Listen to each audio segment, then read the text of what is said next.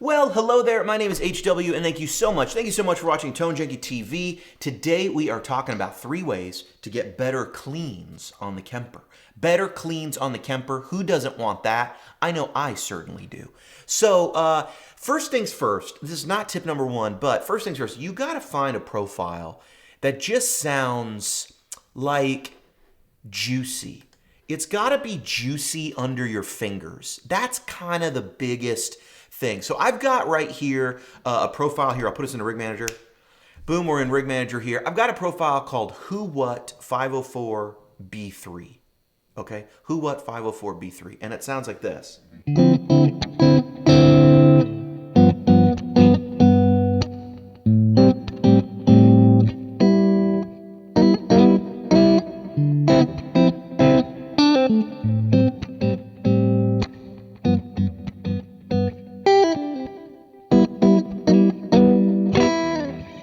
It's great. It sounds great. It sounds really good. One of the things I'm doing, and here's tip number 1, is to me the compressor is so important. I'm using a nice heavy bit of squash here. I've actually got it up, I'll put it up to like 2 now, and I'm going to increase the intensity a bit. To me, this goes a long way in helping your cleans really just pop out and be bigger, right? So first I'm going to try it with it off, and then you're going to hear it with it on, and I'm going to dig in a little bit too, just so you can kind of hear some of the grit and the grunt and the dynamics that change with the cleans here when you put on kind of just a bigger kind of compressor sort of thing.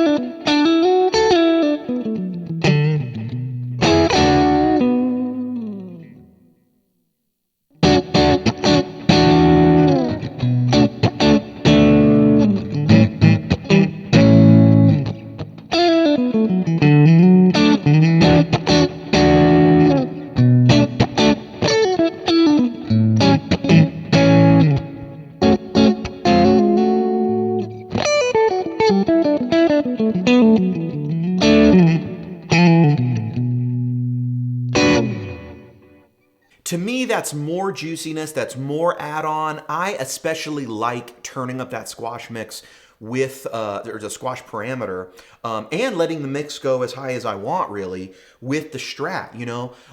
With other things, you know, I'm not always so like sold it needs a bunch of compression, but with single coils, I like adding a little bit more compression. Sometimes I feel like humbuckers have enough already. Now, speaking of humbuckers, let's touch on humbuckers in a moment, but tip number 1, compressor. Let's go on to tip number 2, which is gonna be right here in the amplifier section. It's our EQ. Now, we've got a post and a pre-switch. What does that mean? That means, are we bringing the EQ in? Does the EQ adjustments happen before the amp section or after? Here's why that's important. A lot of amps do this in different spots, and clean amps especially will often do this maybe pre, and that has a different effect, right? What are some popular amps? Like for example, a lot of high gain amps are gonna let you do this. They might even have 2, right? Like the Mesa Boogie Mark series with those graphic EQs. Those are going afterwards, and like something like what's the Vox AC15, AC30, the cut control is happening so late in the circuit, it's actually really happening in the power amp section. So the placement of EQ is important, right? Here's how we can think of this with the Kemper. I kind of view it like this. When I am in pre, it's like kind of having an EQ before my gain stages, and it's almost like editing the guitar, right? So one thing that's interesting is this guitar doesn't really, it doesn't have the most mid-range of all my guitars, right, to say the least. But let's say I want to boost up that mid-range, and I decide also I want to boost up some of those, some of the bass, because I want a little just more thunder in the bass, you know?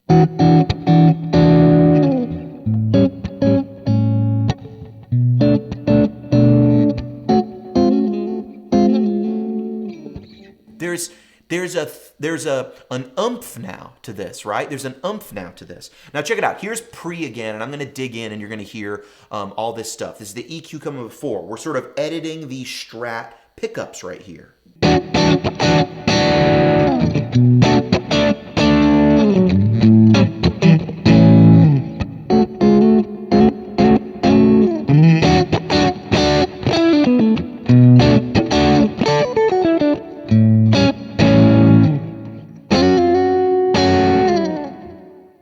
And now I'm gonna hit this into post mode. So we're gonna, not post Malone, post mode, we're gonna bring that EQ in, that extra mid-range, but now it's gonna come after. So think of it like this. We're now letting the amp impart its EQ, and then we're gonna boost this stuff, right? And we're boosting everything.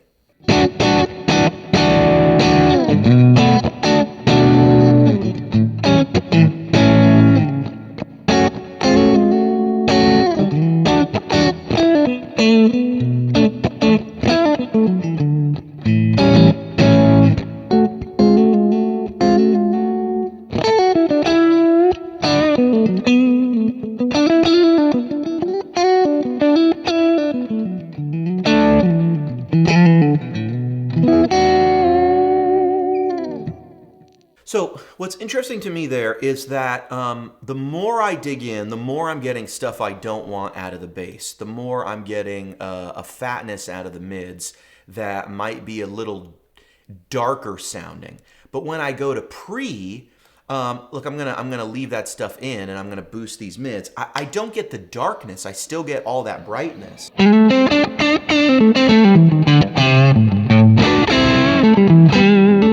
But it made my Strat go from like politer, beautiful, kind of what Goldie is, to a little more Texas kind of thing, you know? You know what I'm saying?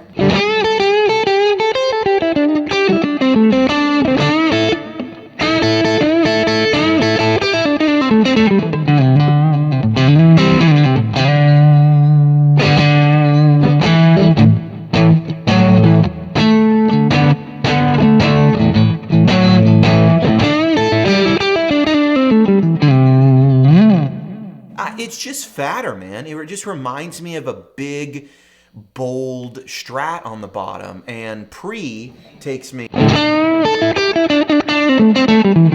Sorry, post right there.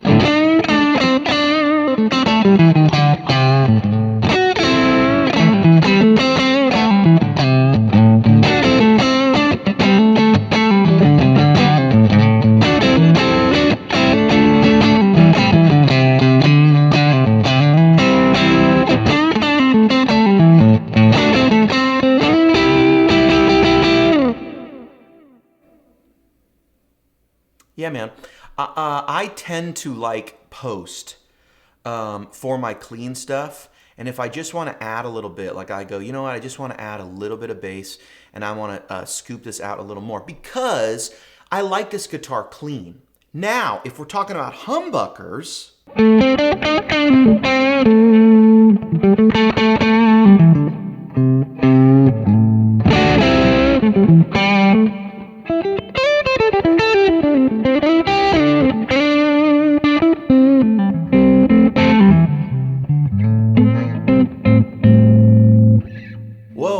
Whoa, now we got something different. Also, HW, I thought this was a video on cleans.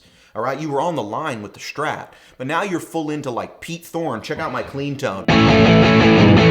Right? It's a little silly. It's not what we call really a clean. So let me just back this gain down a little bit, which is something you kind of got to do with the humbuckers. Now, I'm just going to back this down a little bit. We'll get us to that juiciness that we were at before. But now, check this out. I don't need to do much to my my EQ here, but in terms of boosting mids, I actually want to cut some mids now, and I'm not necessarily sure what I'm going to do with my bass. We're going to find out. But post, let me see where we're at here. Let's listen to this for a second.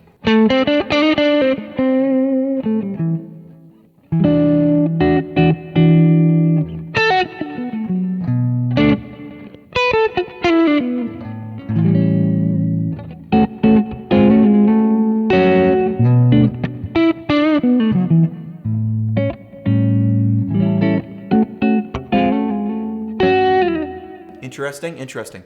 Okay, I want a little more sparkle out of this thing, and I want to scoop it just a little bit more. A tad less bass. I really want to make this thing something it kind of isn't right now. And I'm going to add a tiny bit of presence. Now we're going to sound like this.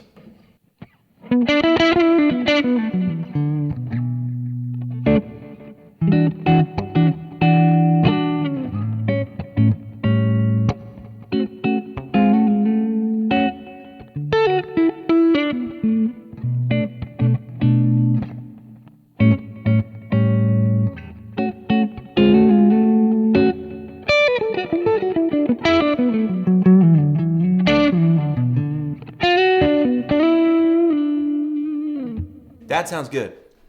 All right, so now we're doing this all in post, right?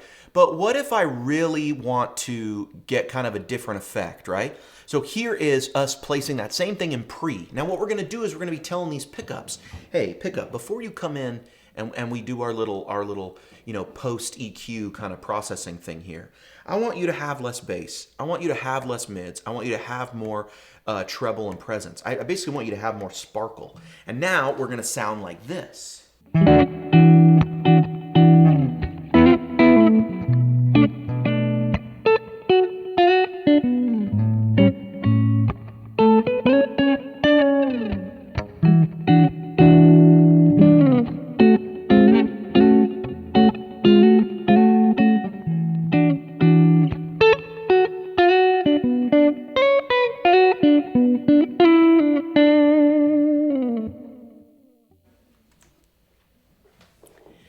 Man, we're in some really lovely territory now, to me, with the cleans here, because the ability to do this sort of...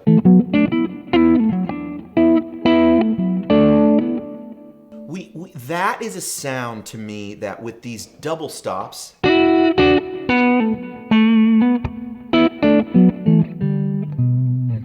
you need a lot of brightness to get the clarity out of two notes so close together with their intervals playing together. And the reason well, they're not that close together actually. We're talking about a 6 and a 2, but anyway, you need clarity, I find, and it's often very difficult to get clarity and warmth out of the same sound. And this is what we have here.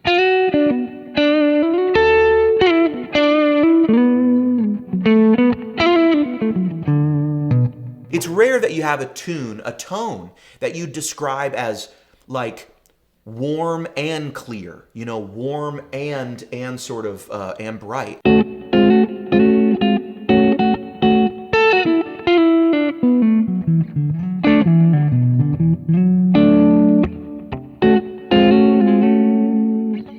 Warm and bright, Suze? I think so. And that can be tough to do, like really tough to do, right? But that's what you get by going pre. You really get this extra.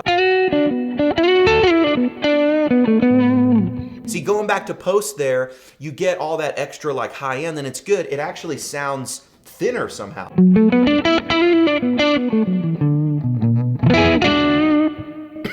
It sounds fatter, more overloaded, right? You know what I'm saying? You know what I'm saying? So it's like...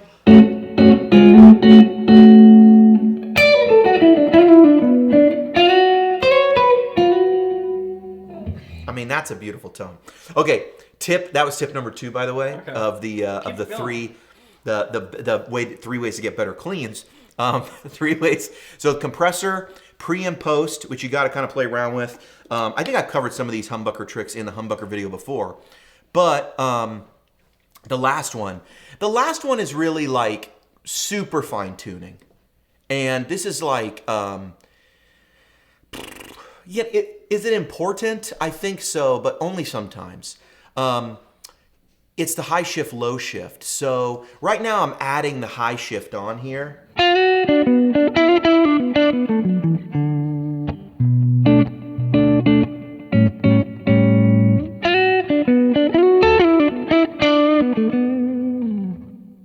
But what if we take away that high shift? What we're really doing now is just taking the highest frequencies and shifting them down a bit.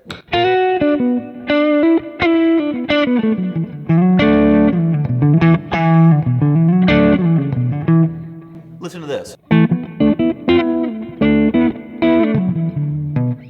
See, now I would no longer describe this sound as bright and warm. It's just getting straight up warm.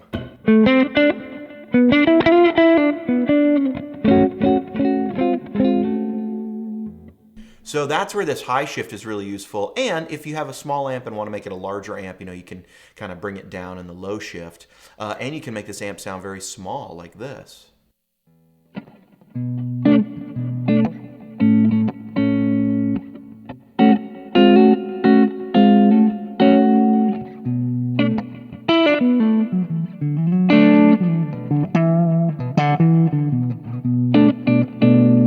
See, very small sounding, kind of bright little guy. Amp kind of cab we're dealing with here now.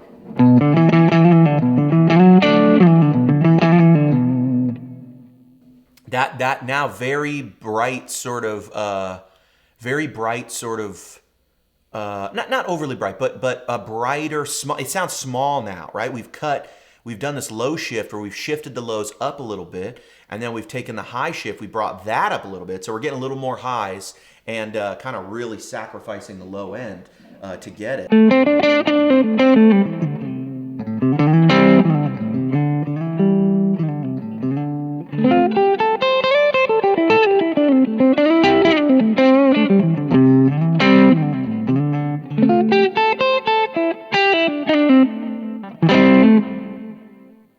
That to me sounds like a little amp.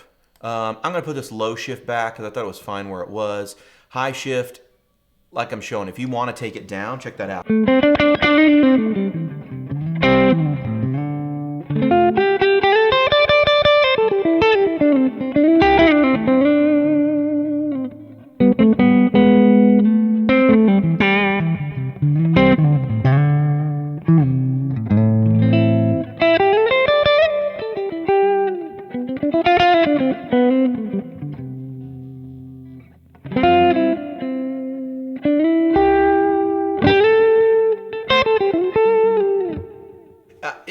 Addicting tones to play, really. But that, to me, that's the three things, right? That's the three. Where's your compressor at? How juicy, how sustainy, big are we feeling under there? That can often affect the bass. Once we affected the bass, amplifier section, what do you want to do? Pre-post? Are you trying to make these pickups sound different ways? Or are you just trying to edit the, do you just want a little more high end out of the amp? Do you want a little more girth and mid-range out of the amp? I tend to think of post as like a channel EQ on the board, and pre a little more like, let me change the sound of my guitar. They're all editing the sound of the amp, but I like to think of them that way sometimes. And then after that, I get the this amplifier, the compressor section, and it's beautiful. What do you want to do? It's funny, I didn't love this high shift going low at first, but then it really brought out a cool warmth. And then of course you bring it back up and you're right back to that warm thing.